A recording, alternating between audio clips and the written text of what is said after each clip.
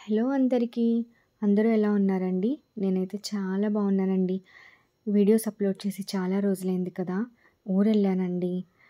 మా ఊరు వెళ్ళడం కొంచెం వర్క్ బిజీలో ఉండి అప్లోడ్ చేయలేకపోయాను. ఈరోజు సండే స్పెషల్ ఏంటో చెప్పనా? మా ఇంట్లో ఇలాంటి వెదర్‌లో చికెన్ కర్రీ చేసుకొని తింటే చాలా బాగుంటుంది కదా! చికెన్ కర్రీ చేశాను.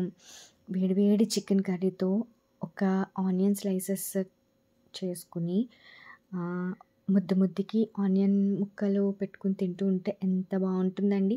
మర్చిపోయాను, ఇంకోటేంటో చెప్పనా? ఇలాంటి చికెన్ కర్రీలో మీరు నిమ్మరసం పిండుకొని తింటే ఇంకా బాగుంటుంది తెలుసా! ఆ చికెన్ కర్రీకే అమృతంలా తయారైపోతుంది. ముద్దకి ఉల్లిపాయ చికెన్ ముక్క నంచుకుని తింటే చాలా బాగుంటుందండి.